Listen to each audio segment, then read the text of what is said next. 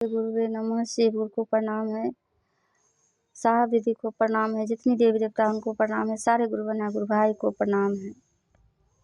साहब दीदी के माध्यम से हमें 3 सूत्र मिला है, जो हम लोगों को पहला सूत्र में हर पल हर क्षण उठते बैठते खाते पीते सोते जागते मन ही मन अपने शिव गुरु से दया मांगते रहना है और कहना है, शिव आप मेरे गुरु हैं, मैं आपकी शिष्या हूँ, मुझ शिष्या पे दया कर दीजिए। हे शिव आप मेरे गुरु हैं, मैं आपकी शिष्या हूँ, मुझ शिष्या पर दया कर दीजिए। हे शिव आप मेरे गुरु हैं, मैं आपकी शिष्या हूँ, मुझ शिष्या पे दया कर दीजिए।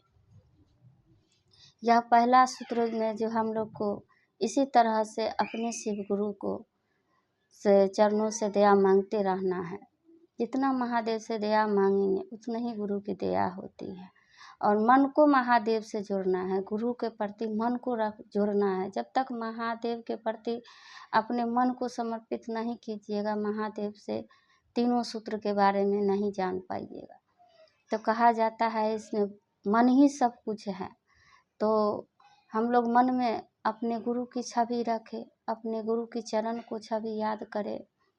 कोई भी एक तस्वीर कहता है अपनी गुरु की अपने इस मन में हमेशा पल प्रति पल झलकते रहे और इसी तरह से हम लोग दया मांगते रहें। महादेव से दया जितने मांगेंगे, जब तक मन को महादेव के प्रति नहीं जोड़ेंगे, कितना भी हम दया मांगेंगे लेकिन फिर दया नहीं मांगा पाता है। इसलिए कहा जाता है कि मन को ही महादेव को समर्पण करना है, क्योंकि मन समर्पण हो गया तो गुरु के चरण से दया मिलने में थोड़ी सी भी देर नहीं लगता है। जो भी है सब हम लोग का मन का खेला है और मन को गुरु के चरणों में समर्पण करना ही बहुत ज़रूरी होती है। तो हर पल हर क्षण न जाने क्या क्या हम लोग सोचते रहते हैं और हर पल हर क्षण यदि हम महादेव के बारे में मन ही मन दया मांगे तो महादेव की दया होती है। बिस्तर पर भी सोए रहेंगे तो मन ही मन दया मांगे, फिर आँख खुलती है तो फिर हम दया मांगते रहेंगे। खाना बना रहे हैं, कपड़ा धो रहे हैं, झाड़ू लगा रहे, कोई भी काम कर रहे हैं, यानी अपने महादेव से मन ही मन दया मांगे। और बाल बच्चा पढ़ाई लिखाई कर रहा है, हम भी कोई काम धंधा कर रहे हैं तो अपने गुरु से मन ही मन दया मांगते रहिए। जब तक हम लोग दीदी भैया दया नहीं मांगेंगे तब तक महादेव के प्रति हम लोग का जुड़ाव नहीं होगा। तो कहा जाता है कि हम तीनों सूत्र में सबसे तीनों ज़रूरत है, तीनों सूत्र ज़रूरत है। तो दया हम लोगों को मन में हमेशा गुरु से मांगते ही रहना है और दया खुद भी मांगे, दूसरों से भी कहे कि आप शिव गुरु से जुड़े हैं तो महादेव का तीनों सूत्र कीजिए। दया मांगने का कोशिश पूरा प्रयास करना चाहिए। मंगाता तो नहीं है लेकिन मन को उस महादेव के चरणों में, कहा जाता है कि गुरु और शिष्य के बीच में जो यह रिश्ता होता है, यह भाव होता है, इस महादेव के चरणों में जो किसी को भी हम गुरु बनाते हैं तो महादेव को हम अपना गुरु बनाए हैं तो वो हमें अद्भुत दया करते हैं और दया देते भी हैं। और दूसरा सूत्र है जो चर्चा करना है, एक दूसरे से बताना है, कहना है। जो हम लोगों को गुरु कार्य के बारे में किसी भी गुरु बहना गुरु भाई से बताना भी है, कहना भी है। देखिए हम लोग कितनों समझाएंगे, कहेंगे या कोई भी, लेकिन देखिए जब तक आपका मन उस महादेव के प्रति नहीं जुड़ेगा, उस महादेव के प्रति नहीं झुकेगा, तब तक आप नहीं कर पाइएगा। लेकिन कोशिश कीजिए कि हम किनको गुरु बनाए हैं, वो परम गुरु है, आदि गुरु है, जगत गुरु है, वो सत्ता गुरु है। तो वो जीवन में खुशियाँ ही खुशियाँ देते हैं और यदि खुशियाँ नहीं भी हो आता है तो वो हमारे आप में ही कमी होती है, कोई वजह होती है, कोई मतलब कोई ग्रह होगा, कोई होनी अनहोनी कहता नहीं, बड़ा छोटा काल होगा जो कहता है हम लोग से दया नहीं मंगा पा रहा है, चर्चा नहीं हो पा रहा है, ना ही नमः शिवाय हो रहा है। तो इसलिए कहा जाता है कि हम लोगों को से टाइम नहीं मिल रहा है तो गुरु कार्य कीजिए, लोगों को बताइए, जितना बताएंगे जोड़ेंगे तो कहता है कि बड़ा से बड़ा काल रहता है या बड़ा से बड़ा कोई भी संकट रहता है तो महादेव वह अपने दया शिष्या पर दिखाकर वह काम सही राह चलने लगता है। तो हम लोगों को यह बात समझना चाहिए कि महादेव को गुरु बनाए। हम लोग कहते हैं पर यह चीज़ मन में रखे, भाव डर कि हम किसको गुरु बनाए हैं, महादेव को, शिव गुरु को, महेश्वर को। वो सब पे दया करते हैं तो हमारे ऊपर भी दया करेंगे। उनसे हम कुछ मांगे नहीं, कुछ कहे नहीं, बस तीनों काम करें। दया मांगने का काम करे, चर्चा जो है लोगों में बताने का काम करे और नमः शिवाय से अपने गुरु के चरणों में प्रणाम कीजिए। देखिए कोई भी काम अगर अच्छा कीजिएगा ना तो उसमें आलस आता है, कोई भी काम कीजिएगा तो उसमें मन थोड़ा जो है ना से थोड़ा आगे बढ़ता है तो थोड़ा पीछे भी जाता है, मन डगमग होता है और काल तो खड़ा रहता है कि किसी भी तरह इसका जो है तीनों सूत्र रुक जाए, आगे नहीं बढ़े। लेकिन आप डरिए नहीं, दूसरा सूत्र करते रहिए। जब महादेव को गुरु बनाए तो दुख भी आएंगे वही गुरु के दया से, सुख भी आएगा वही गुरु के दया से। तो हम दूसरा सूत्र बताने वाला जो है बताते रहिए, कहते रहिए, छोड़िए नहीं। और अपना घर परिवार को लेके भी चलिए, घर परिवार के साथ में रह के ही यह काम करना है, छोड़ के नहीं चलना है। हम लोग का गृहस्थी जीवन है तो सभी चीज़ को निभाते हुए अपने गुरु के प्रति भी यह मन को रखे कि हम लोगों को दूसरा सूत्र करना है, बताना है, समझाना है। आगे महादेव जाने, महादेव माध्यम साहब दीदी को हम लोगों के बीच में जो भेजे हैं, इतना सुंदर चीज़ जो हम लोगों को जीवन में दिए हैं। साहब दीदी कहते हैं कि तुम कांटा की परवाह मत करो, तुम फूल को तरह सुगंध होते चले जाओ। यानी राह में तो कांटा आएगा लेकिन हम कांटा को नहीं देखें, हम फूल को चुने, कांटा अपने आप खत्म हो जाएगा। साहब दीदी के जब अनमोल चीज़ मिला है, यह इतना सुंदर चीज़ मिला है, यह इतना सुंदर मोती है जो हर गांव गली शहर में यह मोती हर घर में चमक रहा है और चमक रहा है। जो तीन सूत्र महादेव की कर रहा है, जो साहब दीदी से मदद ले रहे हैं और तीनों सूत्र निस्वार्थ में भी हम अपने महादेव को अपना बनाए हुए हैं, कभी छोड़ते नहीं हैं। जैसा भी स्थिति परिस्थिति होता है हम तीनों सूत्र करते रहते हैं तो सच में महादेव सुंदर जीवन बना देते हैं, सुख में महादेव जीवन बना देते हैं। और देखिए ये तो महादेव का काम हम लोग कर रहे हैं, न जाने कितने काल आएंगे कितने काल जाएंगे, लेकिन हम लोग को महादेव के शीश के सामने काल रुकेगा नहीं, काल को भागना होता है, काल को उस राह से छोड़ना पड़ेगा।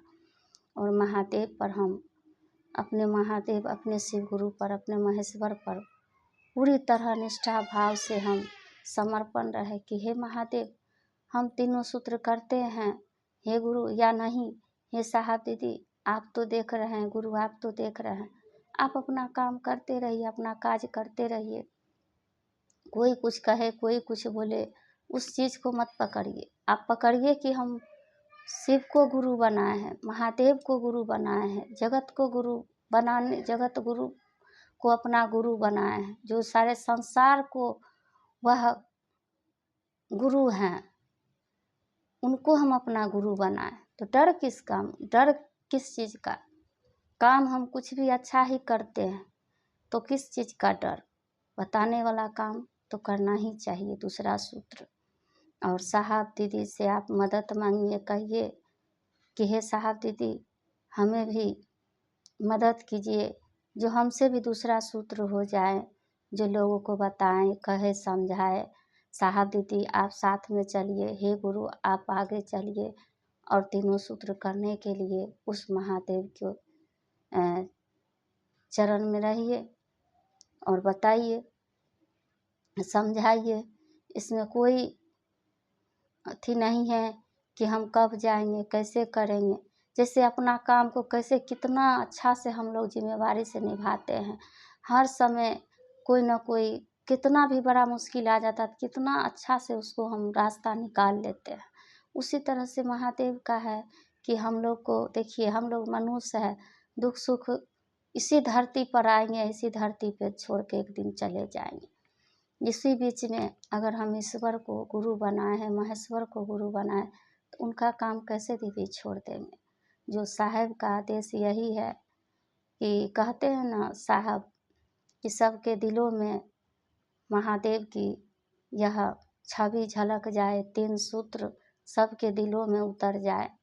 यही महादेव से दया मांगते हैं और कहते हैं। और दीदी जितना दया मांगेंगे उतना ही महादेव की दया होता है, तभी जाके दूसरा सूत्र भी होता है और तभी जाकर नमः शिवाय से अपने गुरु के चरण में प्रणाम भी होता है। एक छोटा सा कहानी है, बता देते हैं। देखिए दीदी, महादेव तो हर रूप में है। देखिए, एक छोटा सा पातालेश्वर महादेव की शिवलिंग की कहानी है। वहाँ सुनते हैं कि जितने भी मतलब श्रद्धालु होता है या भक्त होता है, जो भी जाता है, जो त्वचा रोग से पीड़ित रहता है, शरीर में कष्ट रहता है, तो सुनते हैं कि उस जगह पे जाने से शिव जी को, शिव गुरु को झाड़ू चढ़ाने से सुनते हैं उसका त्वचा रोग ठीक हो जाता है। तो इसी पर एक कहानी है कि एक गांव में से भिखारी दास नाम के व्यापारी रहते थे।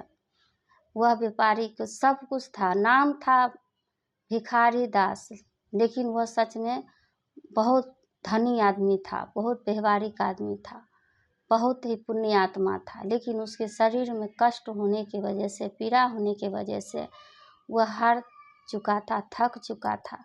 उसे न जाने कहाँ कहाँ इलाज कराया, लेकिन वह बेचारा ठीक नहीं हुआ। एक दिन वह उसी गांव में वह एक दिन व्यापार के लिए निकल पड़ा भिखारी दास। अब निकल पड़े तो रास्ते में जा रहे हैं तो देख रहे हैं कि कोई वहाँ पे न मंदिर है, न कुछ रुकने का वहाँ पे कुछ स्थान है, कुछ नहीं है। तो उस जगह पे भिखारी दास को जाते जाते व्यापार के लिए निकला था, उसे बहुत कस के प्यास लग गया। प्यास लग गया तो उसको नज़दीक में एक कल या कुआं दिखा। उस जगह पे जाके वह रुक गया और देखा तो सबके हाथ में झाड़ू है और सभी श्रद्धालु के हाथ में है। वह वहाँ पे कुछ देर रुक के और पानी पीने के लिए जैसे ही उस कल पे गया, उसी तरह से एक वहाँ उधर से एक महंत आ रहे थे, उनके हाथ में झाड़ू था।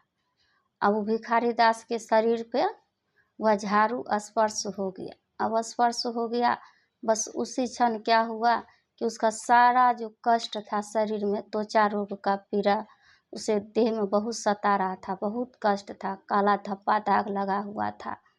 जैसे ही उसके शरीर में वह झाड़ू स्पर्श हुआ, उसी तरह से उसका पूरा शरीर एकदम सुंदर हो गया, कंचन हो गया और इतना चेहरा मतलब सुंदर बन गया कि झाड़ू उसके शरीर में स्पर्श होते ही उसका सब कुछ रूप रंग बदल गया।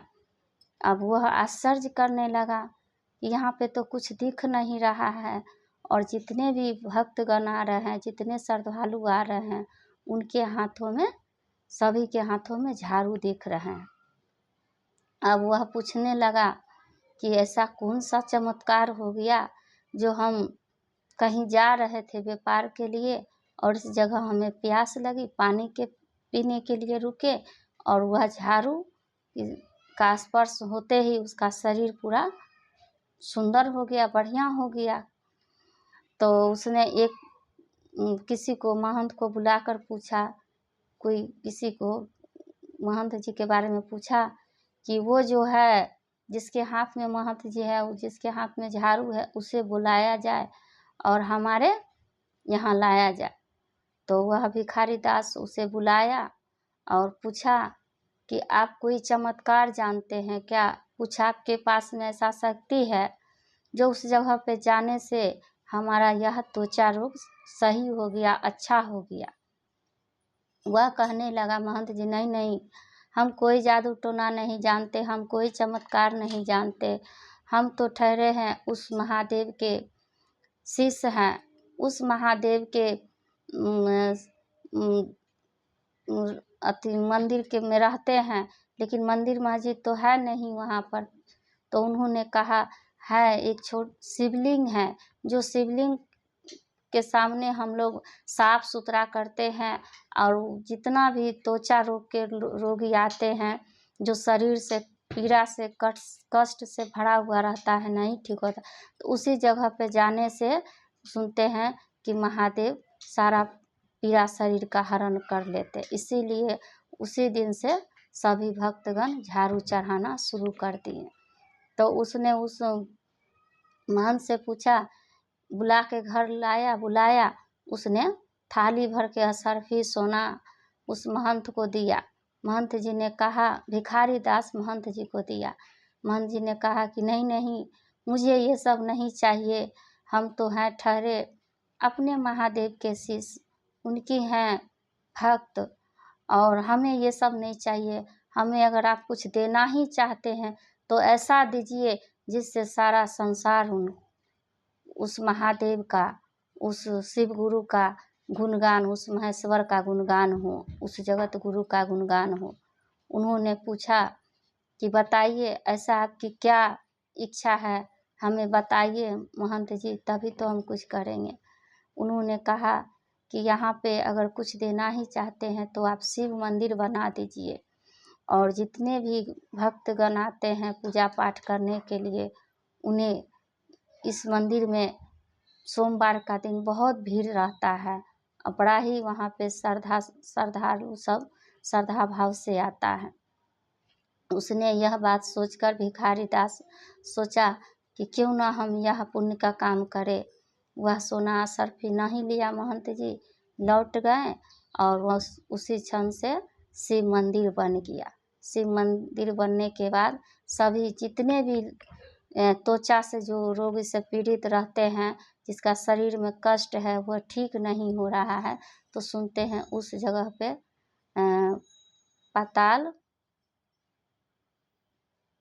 पाताल महादेव शिवलिंग का उस जगह पे स्थापित है, स्थान है। तो उस जगह जाने से सभी का कष्ट पीड़ा हरण होता है। देखिए महादेव हर चीज के लिए बने हुए हैं, हर दुख हर पीड़ा क्षण हरने के लिए बने हुए। तो हम लोग क्यों दीदी इधर उधर भटके, क्यों हम लोग भैया इधर उधर भटके? अरे हम लोग मनुष्य है, क्षण में आना है, क्षण में जाना है। तो इतना सुंदर चीज को साहब दीदी बता रहे हैं, कह रहे हैं कि आप क्यों टेंशन कर रहे हैं, क्यों चिंता कर रहे हैं? आप शिव को गुरु बनाइए, उनसे दया मांगिए, चर्चा कीजिए, नमः शिवाय से प्रणाम कीजिए। तो हम लोग यह साहब का चर्चा अक्सर हम लोग सुनते हैं, और वही सब सुनते हैं, जानते हैं। तो सुनते सुनते महादेव की दया है, हम कुछ नहीं कर रहे हैं और न करना चाहते हैं। वो तो महादेव की दया है, महादेव जो चाहते हैं वह होता है, वह करते हैं। तो देखिए कि कितना अद्भुत यह रहस्य है, यह कहानी है कि आदमी भांग धतूरा बेलपत्र फूल चढ़ाता है, न जाने जो हम लोग नहीं खा सकते हैं, नहीं पी सकते हैं, वह सब चीज़ वो मेरे गुरु महादेव के चरणों में समर्पित रहता है। तो देखिए, और एक अद्भुत है जो पातालेश्वर महादेव हैं, शिवलिंग है, जो झाड़ू भी वहाँ पे चढ़ाया जाता है। तो देखिए कितना अद्भुत रहस्य है, यह चमत्कारी शिवलिंग है। तो यही कहानी है। और तीसरा सूत्र में है जो नमः शिवाय से हम लोग को मन ही मन अपने शिव गुरु के चरण में प्रणाम करना चाहिए। तभी नमः शिवाय से प्रणाम करने से महादेव तक यह नमन का प्रणाम होता है, तो हम लोग के जीवन में परिणाम आता है। लेकिन हम लोग तीनों सूत्र करें दीदी भैया, तभी जाके हम लोग को यह परिणाम मिलता है, यह रिजल्ट मिलता है। और तीसरा सूत्र में है जो नमः शिवाय से प्रणाम करना है 108 बार। इसी के साथ दी गई गुरु के चरणों में चर्चा को विराम में रखती हूँ। अगली चर्चा के लिए दया मांगती हूँ। जाग जाग महादेव। सो गए मन के शिव हमार हो, जाग जाग महादेव।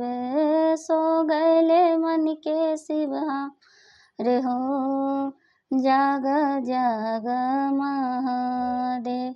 जाग महादेव जागद महादेव, जाग महादेव जागद महादेव।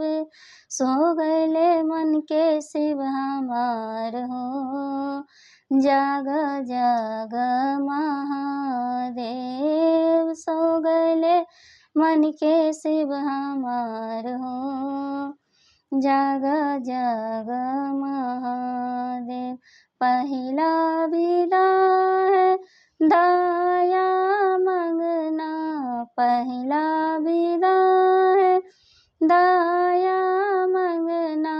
दया मंगब बारंबार हो, जाग जाग महादेव। दया मंगब बारंबार हो, जाग जाग महादेव। जाग महादेव जागद महादेव, जाग महादेव जागद महादेव। सो गए मन के शिव हमार हो, जाग जाग महादेव।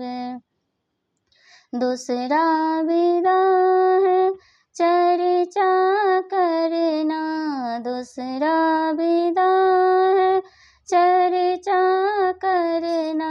चर्चा करेंगे गाँव गाँव हो, जाग जाग महादेव। सो गए मन के शिव हमार हो, जाग जाग महादेव। जाग महादेव जागद महादेव, जाग महादेव जागद महादेव। सो गए मन के शिव हमार हो, जाग जाग महादेव। तीसरा विदा है ना मन करना, तीसरा विदा है ना मन करना। ना मन करब परिणाम हो, जाग जाग महादेव। सो गए मन के शिव हमार हो, जाग जाग महादेव।